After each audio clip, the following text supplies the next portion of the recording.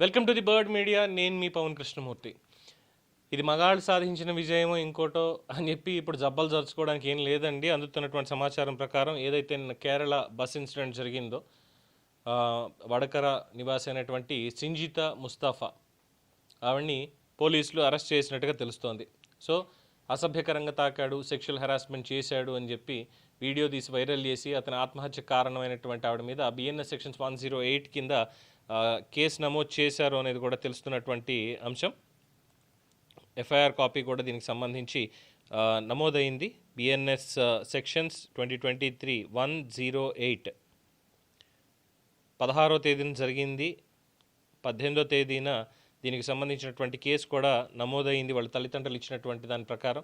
So అబ్స్కాండింగ్లో ఉంది. ఒక video కూడా రిలీజ్ చేస్తే నేను ఒక సైక్రియాటిస్ట్ని, సమాజంలో ఉన్నటువంటి పోకడ ఏంటి, అటువంటి వ్యక్తులు ఎలా ఉంటారు, ఏం చేస్తారు, సెక్షువల్ హెరాస్మెంట్కి మహిళలు ఎలా బలైపోతున్నారు అనేటువంటి దాని మీద నేను పెద్ద ఇది చేశాను అని చెప్పి పెద్ద వీర నారిలాగా, వీర మహిళామణిలాగా ఏదో చేసేద్దాం అనుకొని నిండు జీవితాన్ని నాశనం చేసేసినటువంటి ఆ అత్యంత క్రూరురాల్ని అరెస్ట్ చేశారు. మరి దీని వెనకాల వేరే ఏమన్నా మోటో ఉందా ఇలా చేయడానికి గల కారణాలు? ఎందుకంటే ఇదే కేసుకి సంబంధించి గతంలో అసలు ఆ దీపక్ అనేటువంటి వ్యక్తికి అతని వ్యక్తిత్వం ఏంటి అనే దాని మీద కూడా ఒక పోస్ట్ వైరల్ అవుతోంది.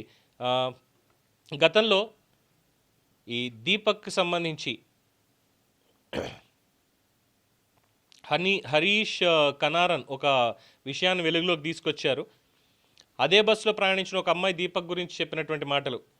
హనీష్ కనారన్ పోస్ట్ సారాంశం: సోషల్ మీడియా ఎవరినైతే తప్పుగా చిత్రించిందో అదే దీపక్ గురించి ఏడాది క్రితం జరిగిన ఒక సంఘటనను ఒక అమ్మాయి గుర్తు చేసుకుంది. ఆ అమ్మాయి అదే బస్సులో దీపక్ పక్కన కూర్చొని ప్రయాణిస్తున్నప్పుడు ఆమె నెలసరి అంటే పీరియడ్స్ నొప్పిని భరించలేక ఇబ్బంది పడుతుంటే గమనించిన దీపక్ పలకరించి విషయం అడిగాడు. ఆ అమ్మాయి మౌనంగా ఉండడంతో మీ అమ్మకు ఫోన్ చేసి చెప్పనా అమ్మ అని అడిగాడు. అంతేకాకుండా బ్యాగ్లో ఉన్న పారాసెటమాల్ టాబ్లెట్లు ఇచ్చి సాయం చేశాడు.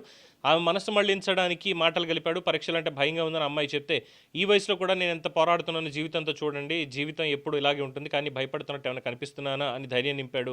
ఆ ప్రయాణం అంతా ఆమెకు ఎంతో తోడుగా ఉండి కంఫర్టబుల్గా ఉండేలా చూసుకున్నాడు. అందుకే ఏడాది తర్వాత టీవీలో దీపక్ ఫోటో చూడగానే ఆమె గుర్తుపట్టింది. ఎప్పుడు ఇతరుల పట్ల శ్రద్ధ చూపే దీపక్ తాను చేయని తప్పుకు ప్రపంచమంతా నిందిస్తుంటే భరించలేకపోయాడు. సున్నిత మనస్కుడైనటువంటి ఆయన చావు తప్ప మరో మార్గం కనిపించలేదు. తన అమాయకత్వాన్ని నిరూపించుకోవాలని కూడా ఆయన అనుకోలేదు. ఒకవేళ ఆయన చనిపోకపోయి ఉంటే ఈ లోక అతను నిందిస్తూ ఉండేది అనేది ఒక చేదు నిజమని ఆయన కూడా షేర్ చేసుకున్నాడు. దీనంతటికీ కారణం the so called Sinjitha Mustafa. So మొత్తానికి అరెస్ట్ చేశారు పోలీసులు. పూర్తి స్థాయిలో మరి దానికి సంబంధించి ఏ వివరాలు బయట పెడతారు అనేది వేచి చూడాల్సిందే. ఇది ప్రస్తుతం ఉన్నటువంటి బ్రేకింగ్ సమాచారం. For more updates keep watching the bird media.